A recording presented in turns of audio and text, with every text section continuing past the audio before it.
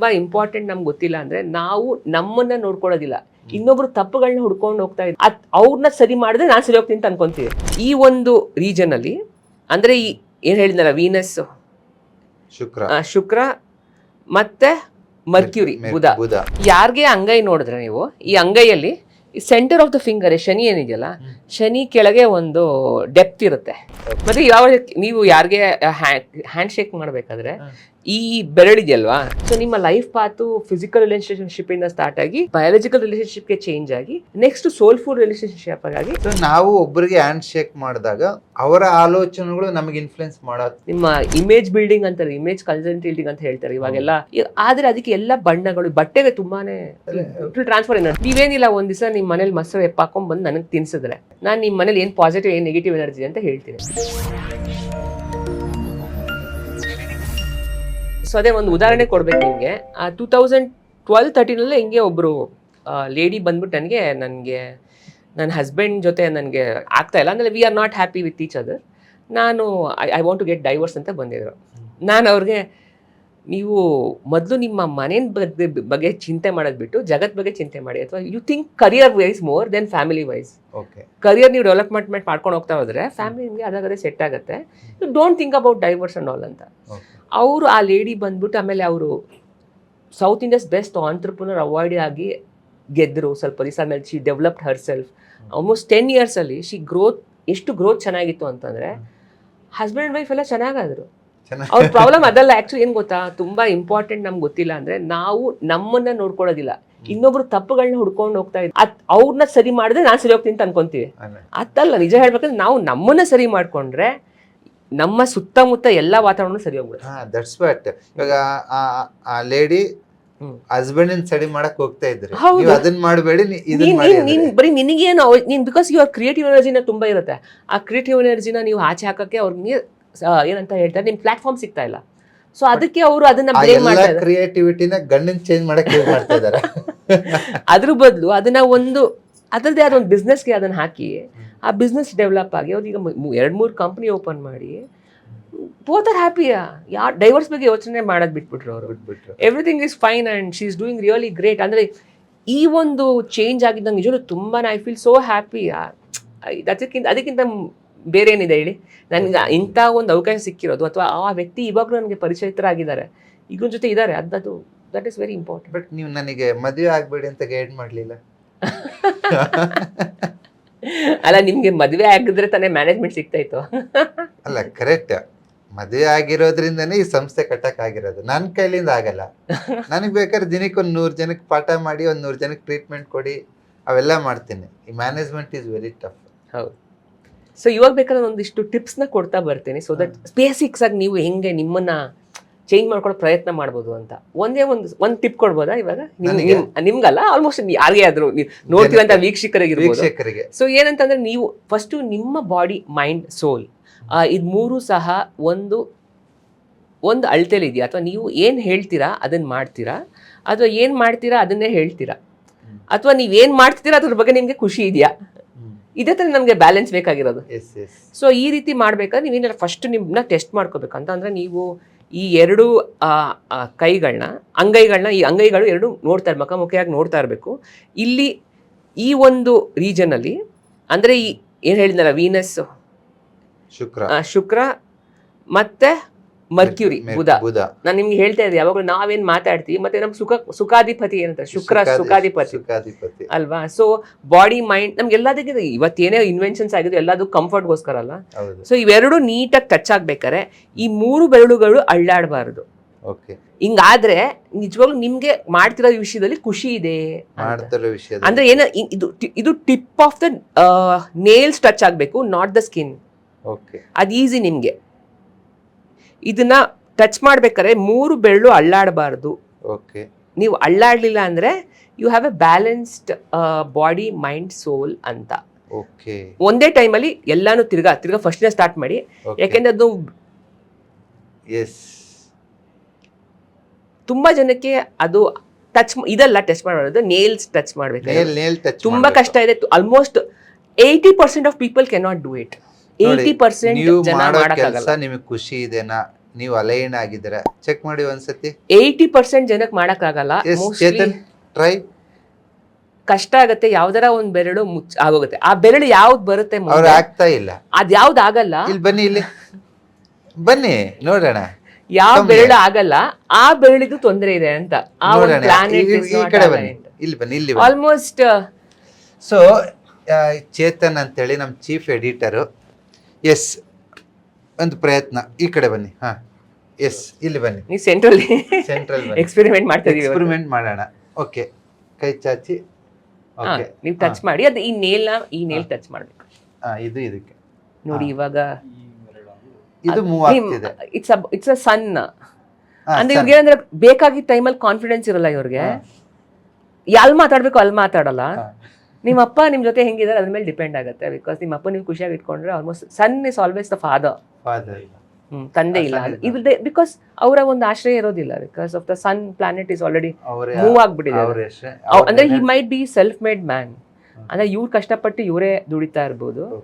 ಅವರ ಪ್ರೊಫೆಷನಲ್ಲಿ ಅವ್ರನ್ನ ಫೀಚರ್ ಮಾಡ್ಕೊಂಡು ತುಂಬಾ ಕಷ್ಟಪಟ್ಟಿದ್ದಾರೆ ಅವರು. Whatever is doing today it's because lot of struggle. It's not easy. ಸುಖ ಅನ್ನೋದು ಈಸಿಯಾಗಿ ಬರಲ್ಲ ಅವ್ರಿಗೆ. ತಂದೆ ಆಶ್ರಯಕ್ಕೆ ಎನರ್ಜಿ ಇಲ್ಲ. ಬಿಕಾಸ್ ದ ಫಾದರ್, ಸನ್ ಅನ್ನೋದು ಯಾವಾಗ್ಲೂ ಸೂರ್ಯನಿಗೆ ಸಂಬಂಧಪಟ್ಟಿರೋದು. ಅಂದ್ರೆ Surya is also god of fame. That's why is back of the camera. Okay, fame is always the people who is front of the camera ಅಲ್ವಾ. ಸೊ ಸೂರ್ಯ ಅನ್ನೋದು ವೀಕ್ ಆಯ್ತಲ್ಲ. ಯಾವ್ದು suggestion for him? Is very important. ಅಂದ್ರೆ ಬೆಳಗ್ಗೆ ಬೇಗ ಎದ್ದೇಳೋದು ನೀವು. Very important. ಸೂರ್ಯನ ಆಗಬೇಕಲ್ಲ. 6:45 that's nice. But ಇನ್ನ ಒಂದ್ ಸ್ವಲ್ಪ 6 ಗಂಟೆ ಒಳಗೆ ಇದ್ರೆ ಎಷ್ಟು ಬೇಗ ಹೇಳ್ತೀರೋ ಅಷ್ಟು ಬೇಗ ನಿಮ್ಗೆ ಎನರ್ಜಿ. ನೀವು ಎಷ್ಟು ಬೇಗ ಫಾಸ್ಟ್ ಆಗಿ ಕೆಲಸ ಮಾಡ್ತೀರೋ ಅಷ್ಟು ಬೇಗ ಎನರ್ಜಿ. ಮತ್ತೆ ಸಂಡೇಸ್ ನೀವು ಎಷ್ಟು ಡಿಸಿಪ್ಲಿನ್ ಆಗಿರ್ತಾರೆ ತುಂಬಾ ಒಳ್ಳೇದು. ತುಂಬಾ ಜನ ಸಂಡೇ ಅಂದ ತಕ್ಷಣ ಮಲ್ಕೊಳ್ತೀವಲ್ಲ.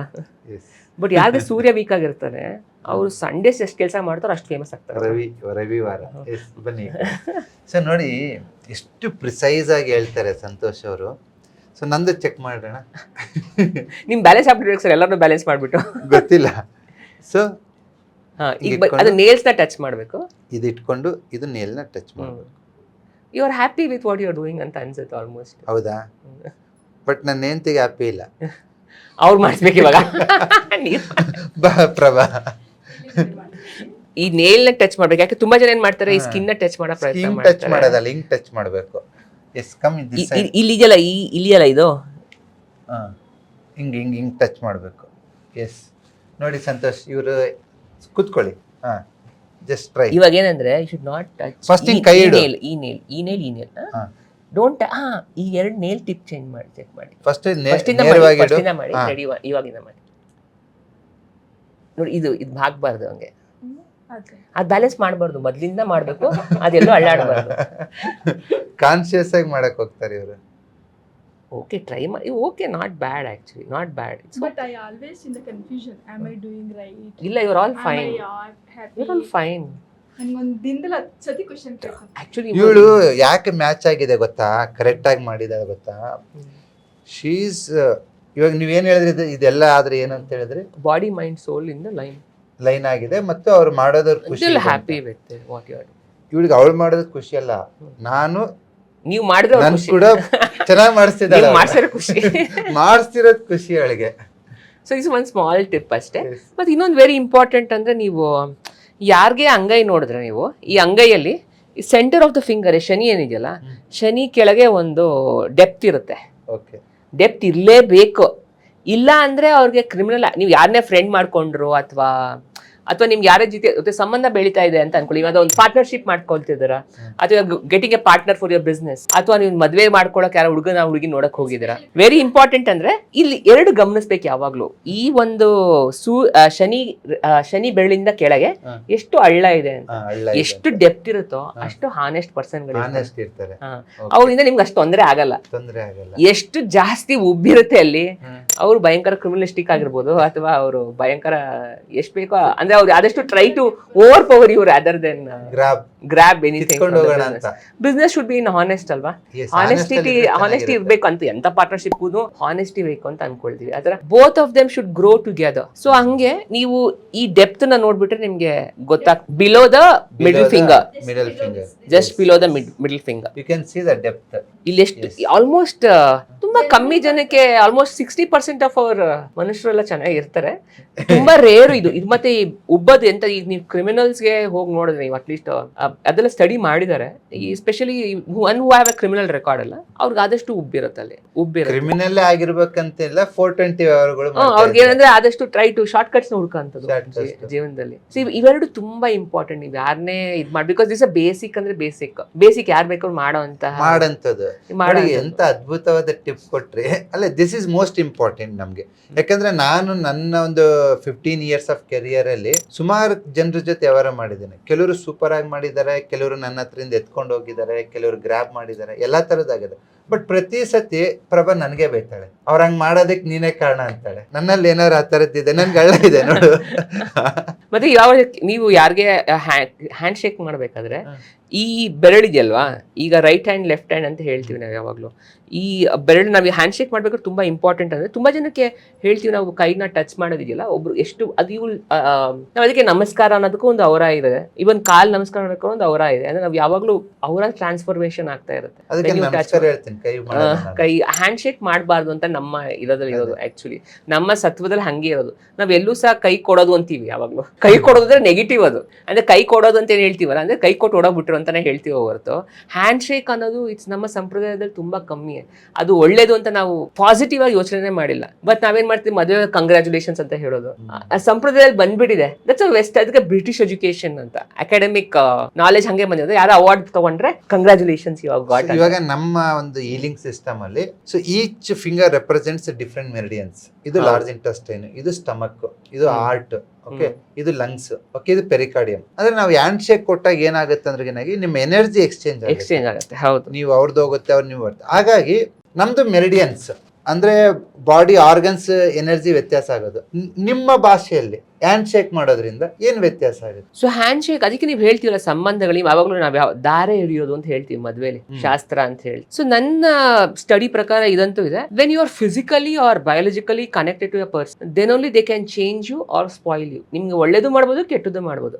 ಫಿಸಿಕಲಿ ಅಥವಾ biologically when you are connected to human form. ಅಂದ್ರೆ ಈಗ ಅಪ್ಪ ಅಮ್ಮ ಮಗು, they are all biologically connected people. ಅಪ್ಪ ಅಮ್ಮ ಗಂಡ ಹೆಂಡತಿ ಬಂದ್ಬಿಟ್ಟು ಫಿಸಿಕಲ್ ರಿಲೇಶನ್ಶಿಪ್ ಆಯ್ತು, ಮಗು ಆಗೋದು ಬಯಾಲಜಿಕಲ್ ರಿಲೇಶನ್ಶಿಪ್. ಸೊ ಫಿಸಿಕಲ್ ಅಥವಾ ಬಯಾಲಜಿಕಲ್ ರಿಲೇಶನ್ಶಿಪ್ ಇಂದ ಮಾತ್ರ ಒಬ್ಬ ಮನುಷ್ಯನ ಪೂರ್ತಿಯಾಗಿ ಅವ್ರು ಅದಕ್ಕೆ ನೀವು ಮದ್ವೆ ಆಗ್ಬೇಕಾದ್ರೆ ನಿಮ್ಮ ಜಾತಕ ನೋಡಿ, ಮದ್ವೆ ಆಗಂತ ಹುಡುಗಿ ಹಿಂಗಿದೆ, ಸೊ ಇಬ್ರು ಸೆಟ್ ಆಗತ್ತಾ ಅಂತಾನೆ. Because you are building a physical relationship which will turn into a biological relationship which will build a life. So ನಿಮ್ಮ ಲೈಫ್ ಪಾತು ಫಿಸಿಕಲ್ ರಿಲೇಶನ್ಶಿಪ್ ಇಂದ ಸ್ಟಾರ್ಟ್ ಆಗಿ ಬಯಾಲಜಿಕಲ್ ರಿಲೇಶನ್ಶಿಪ್ ಗೆ ಚೇಂಜ್ ಆಗಿ next soulful relationship ಆಗಿ ಅದಕ್ಕೆ ಮುಂದುವರಿಯುತ್ತೆ ಅಲ್ವಾ. This is the 3 different stages of a human development. So ಆ ರೀತಿ ನಾವು ಯಾವಾಗಲೂ ಈಗ ಈ ಹ್ಯಾಂಡ್ ಶೇಕ್ ಅಂತ ಹೇಳ್ತೀವಿ, ಅಥವಾ ನಾವು ಊಟ ಮಾಡ್ಬೇಕು ಅಷ್ಟೇ, ಪರಿಪೂರ್ಣವಾಗಿ ಕೈಯಿಂದ ಊಟ ಮಾಡಿದ್ರೆ ಅದು ನಿಮ್ ಎನರ್ಜಿ ನಿಮ್ಗೆ ತುಂಬಾ ಒಳ್ಳೆ ಚೆನ್ನಾಗಿ ಸೈಕಲ್ ಆಗುತ್ತೆ. ನಾವೆಲ್ಲ ಈಗ ಸ್ಪೂನ್ ಟಚ್ ಮಾಡ್ಕೊಂಡು ತಿನ್ನೋದು. ನಾನು ಇವಾಗ ಹೇಳ್ತಿರ್ತೀನಿ, ಅದಕ್ಕೆ ನಿಮ್ಮ ವೆರಿ ಇಂಪಾರ್ಟೆಂಟ್ ಥಿಂಗ್ ಅಂತ ಅಂದ್ರೆ ನೀವು ಯಾವ ರೀತಿ ಫ್ಲೆಕ್ಸಿಬಿಲಿಟಿ ತುಂಬಾ ಮುಖ್ಯ ಲೈಫಲ್ಲಿ. ಜಿಮ್ಗೆ ಹೋಗೋದಲ್ಲ, ಫ್ಲೆಕ್ಸಿಬಿಲಿಟಿ ಸೋ ಇಂಪಾರ್ಟೆಂಟ್ ಅಂತ ನಾನು ಅನ್ಕೋತೀನಿ. ಫ್ಲೆಕ್ಸಿಬಿಲಿಟಿ. ಸೊ ನಾವು ಒಬ್ಬರಿಗೆ ಹ್ಯಾಂಡ್ ಶೇಕ್ ಮಾಡಿದಾಗ ಅವರ ಆಲೋಚನೆಗಳು ನಮಗೆ ಇನ್ಫ್ಲುಯೆನ್ಸ್ ಮಾಡೋದು ಹೌದು ಚಾನ್ಸಸ್ ಇರುತ್ತೆ. ಅದಕ್ಕೆ ನೀವು ಸ್ಟ್ರಾಂಗ್ ಆಗಿರ ಅಂದ್ರೆ ನಿಮ್ depends upon your own power. ನೀವು ತುಂಬಾ ಸ್ಟ್ರಾಂಗ್ ಆಗಿದ್ರೆ ಯಾರು ಹ್ಯಾಂಡ್ ಶೇಕ್ ಮಾಡೋದು ಏನಾಗಲ್ಲ. ನಾವು ಕನ್ಫ್ಯೂಷನ್ ಅಲ್ಲಿ ಇದ್ರೆ, ನಾವು ಸ್ಟೆಬಿಲಿಟಿ ಇಲ್ಲ ಅಂದ್ರೆ, ಇವಾಗ ನಿಮ್ ಕೇಳ್ತಾ ಇರ್ಬೋದು, ತುಂಬಾ ಜನ ಬಂದ ತಕ್ಷಣ ಒಂದು ಪ್ರಶ್ನೆ ಕೇಳ್ತಾರೆ, ಸರ್ ನನ್ಗೆ ಯಾರ್ಯಾರ ಮಾಡಿಸ್ಬಿಟ್ಟಿದಾರ ಅಂತ. ನನಗೆ ತುಂಬಾ ವಿಚಿತ್ರ ಅನ್ಸೋದು ಅಂದ್ರೆ, why somebody put some money, ಎಷ್ಟೊಂದು ದುಡ್ಡು ಹಾಕಿ ನಿಮ್ಗೆ ಯಾಕ್ರಿ ಮಾಡ್ಸಕ್ ಹೋಗ್ತಾರೆ? ಆ ದುಡ್ಡನ್ನ ತಗೊಂಡ್ ಬಂದ್ ನಿಮ್ಗೆ ಏನಾದ್ರು ಅಲ್ಲ, ಅವರೇ ಏನಾದ್ರು ಮಾಡ್ಕೊಂಬೋದಲ್ಲ ಅಂತ. ಜನ ಮಾಡ್ತಾರಲ್ಲ ಅದನ್ನ. ಅಲ್ಲ ಕರೆಕ್ಟ್. ಸಿ ಅಗೇನ್ ನಂದು ಒಂದ್ ಕಣ್ಣಾದ್ರೂ ಪರವಾಗಿಲ್ಲ, ಎರಡು ಕಣ್ಣು ಹಾಕಂತಾರ.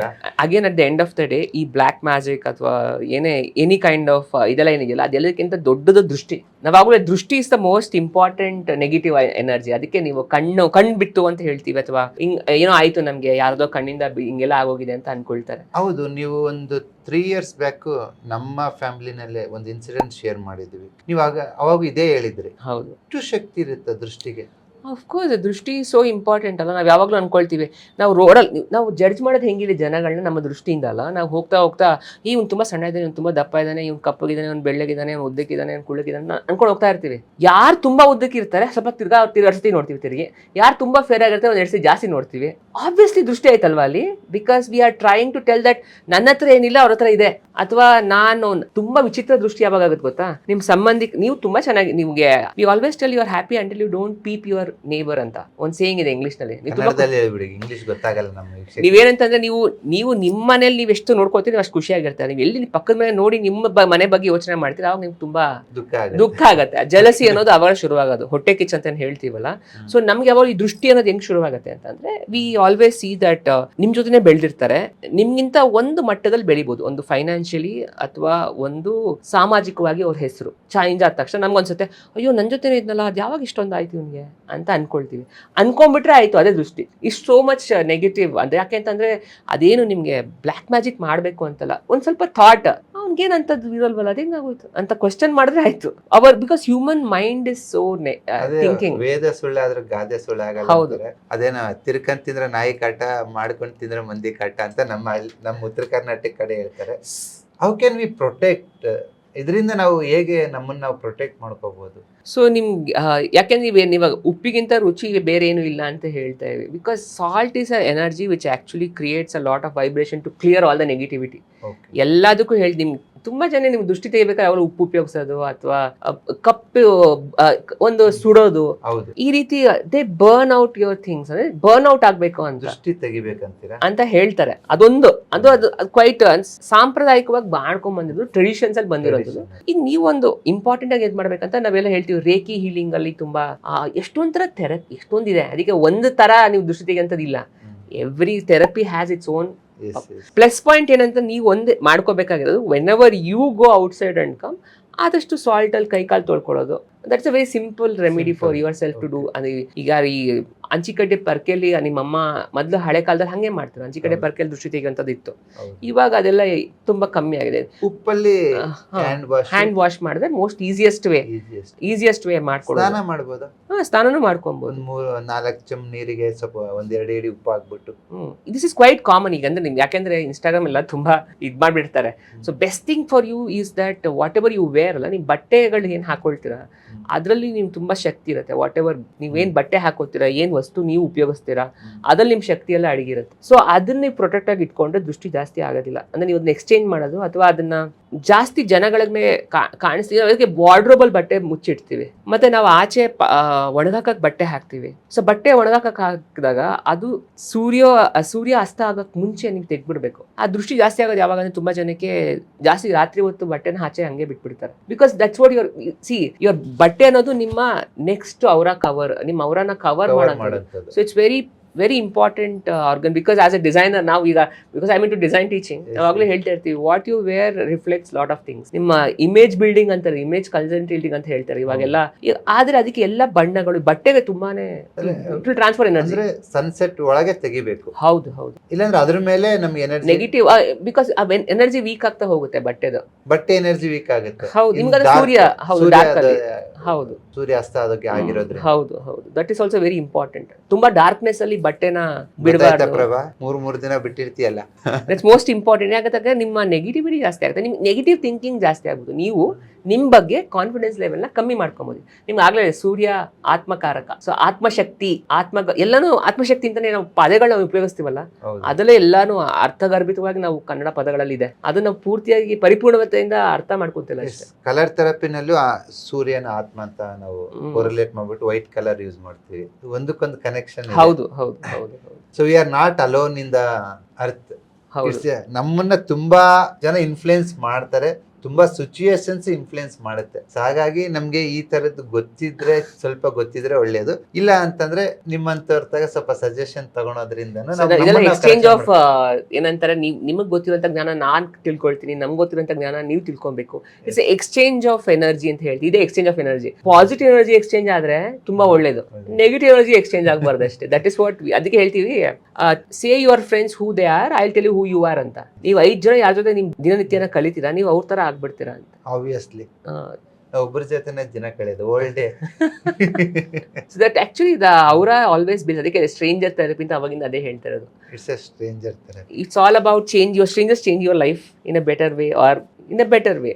ನೀವು ಈ ಥೆರಪಿಗೆ ನೀವೇನಂತ ಹೆಸರಿಟ್ಟಿದ್ದೀರಾ? ನಾನು ಹೇಳಿದೆ ಕ್ಲೇರ್ವಾಯನ್ಸಿ ಅಂತ Clairvoyancy. ಹೇಳ್ತೀನಿ. ರೀಡಿಂಗ್ ನ ಅವರ ಸ್ಟಡಿ ಅಂತ ಹೇಳ್ತೀವಿ. Okay, aura study. Aura study ಅಂತ ಹೇಳ್ತೀನಿ. ಅದಕ್ಕೆ ನಾನು ಯಾವಾಗಲೂ ಹೇಳ್ತಾ ಇರ್ತೇನೆ, ಅಥವಾ ಫೇಸ್ ರೀಡಿಂಗ್ ಅವರವರು ತಿಳುವಳಿಕೆ ತಕ್ಕಂತ ಹೇಳ್ತಾರೆ. ನಾನು ಇದಕ್ಕೆ ಯಾವುದೇ ರೀತಿಯಾದ ಒಂದು I just guide you and just a guide about your own personal and physical and mental personality ಬಗ್ಗೆ ನಾನು ಅನಾಲಿಸಿಸ್ ಕೊಡ್ತೀನಿ ನಿಮಗೆ ಅಂತ ಹೇಳ್ತೀನಿ, ತುಂಬಾ ಸೈಂಟಿಫಿಕ್ ಆಗಿ. ಡೆಫಿನೆಟ್ ಆಗಿ ನಿಮ್ ಗೈಡೆನ್ಸ್ ನನ್ನ ಜೀವನದಲ್ಲಿ ತುಂಬಾನೇ ಇನ್ಫ್ಲುಯೆನ್ಸ್. Thank you sir. ನೀವು ಅಷ್ಟು ಜ್ಞಾಪಿಸ್ಕೊಳ್ತಿರಲ್ಲ, ಅದೇ ನಾನು ಹೇಳ್ತೆ, ಗ್ರಾಟಿಟ್ಯೂಡ್ ಇಸ್ ಎವ್ರಿಥಿಂಗ್. ನೀವು ಎಷ್ಟೇ ಬೆಳಿಬೋದು, ನೀವು ಅದ್ರ ಬಗ್ಗೆ ಒಂದು ಕೃತಜ್ಞತೆ ಸಲ್ಲಿಸಲಿಲ್ಲ ಅಂದರೆ ನಮ್ಮ ಬೆಳವಣಿಗೆಗೆ ಏನೂ ಅರ್ಥನೇ ಇರೋದಿಲ್ಲ. ತುಂಬ ಅರ್ಥ ಕೊಡೋದು ನಿಮ್ಮ ಗ್ರಾಟಿಟ್ಯೂಡ್, ಅದನ್ನ ಜ್ಞಾಪಿಸ್ಕೊಡೋದು. ಎಷ್ಟೋ ಸತಿ ಇವನ್ ನನ್ನ ಎಂಪ್ಲಾಯೀಸ್ನು ಬಂದು ಹಿಂಗ್ ನಿಂತ್ಕೊಂಡಿರ್ತಾರೆ, ನೀವು ಟಕ್ಕಂತ 2 ನಿಮಿಷದಲ್ಲಿ ಹೇಳ್ಬಿಡ್ತೀರ ಅಲ್ಲಿ ಇದ್ರಿಂದಾನೇ ಇವ್ರದ್ದೆಲ್ಲ ಜೀವನ ಅಂತ.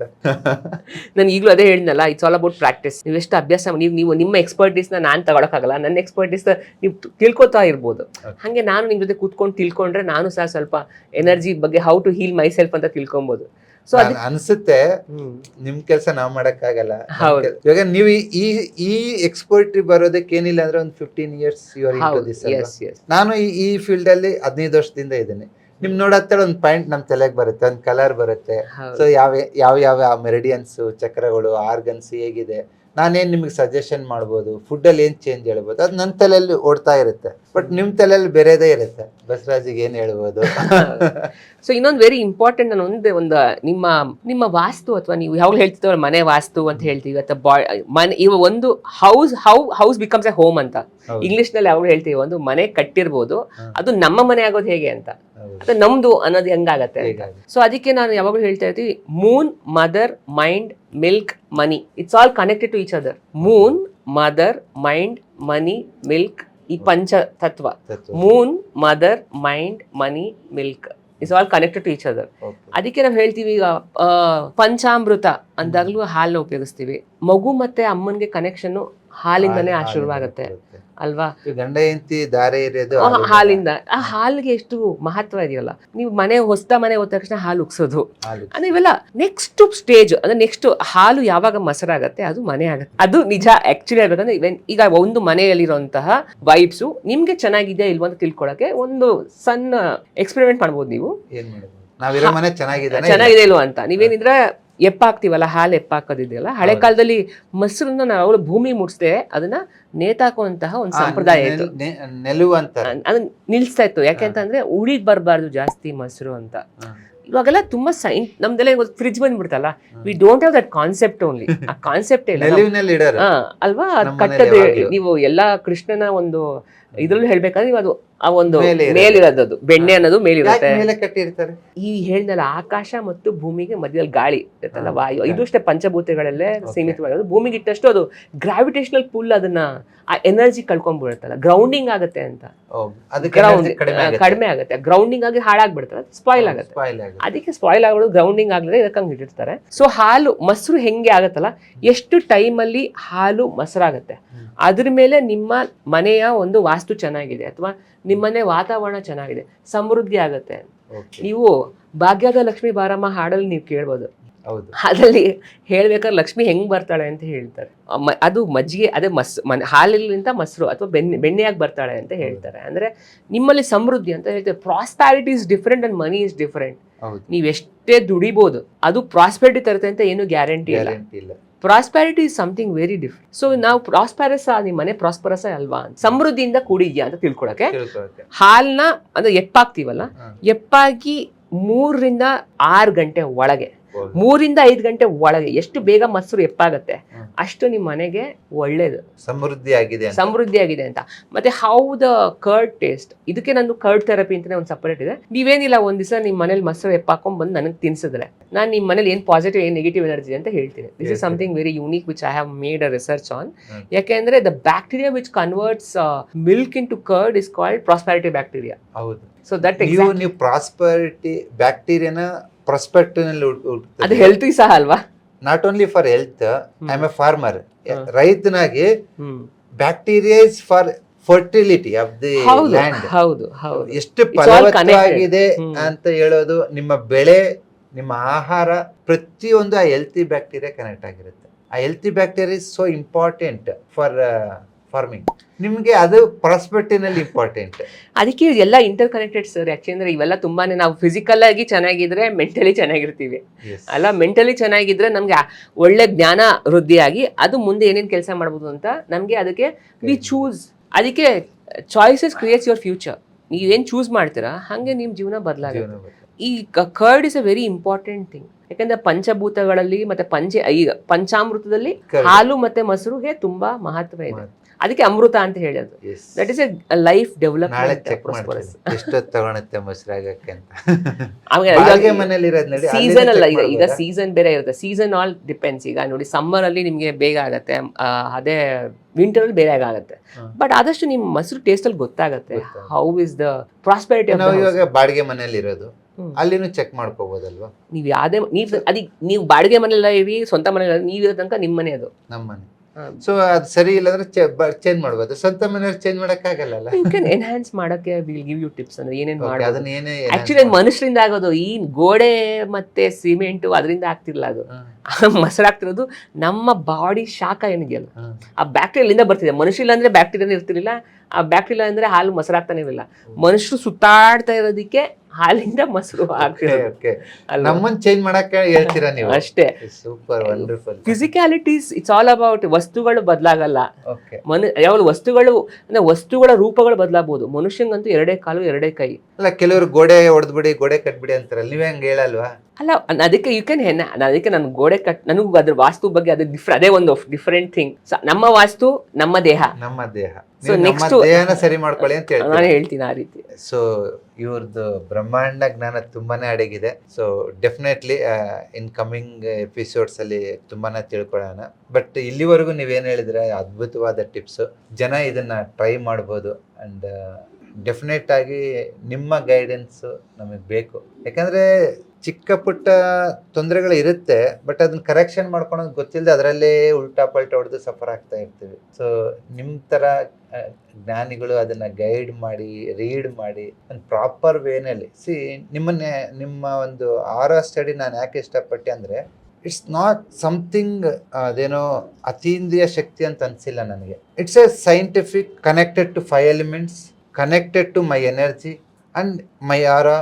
So it's all physical existence ಅನ್ನಿಸ್ತು ನನಗೆ.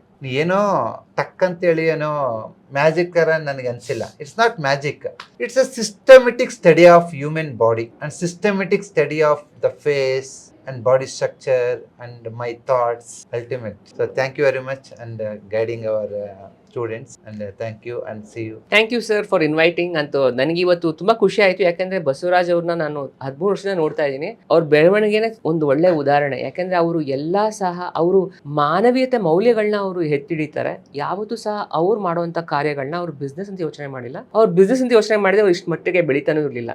ಅದು ನನಗೆ ತುಂಬಾನೇ is a very good example for building body, mind, soul in a perfect manner with is passion and profession. So ಅದನ್ನ ನಿಮ್ ಬಗ್ಗೆ ಹೇಳ್ಬೇಕು ಅಂತ ನನ್ಗೆ ಖುಷಿ ಆಗುತ್ತೆ ಹೇಳಕ್ಕೆ. ನೀವು ಜೊತೆ ಮಾತಾಡೋಕ್ಕೂ ನಂಗೆ ತುಂಬಾ ಸಂತೋಷ ಆಗುತ್ತೆ. ಡೆಫಿನೆಟ್ಲಿ ಅಕಾಡೆಮಿ ಕಟ್ಟಿರೋದು ಒಂದೇ ಉದ್ದೇಶದಿಂದ, ನಾವು ಯಾರು ನೋಡ್ತೀವಿ ಅವ್ರು ಆರೋಗ್ಯವಾಗಿರ್ಬೇಕು. ಹೌದು. So thank you for coming here and guiding us.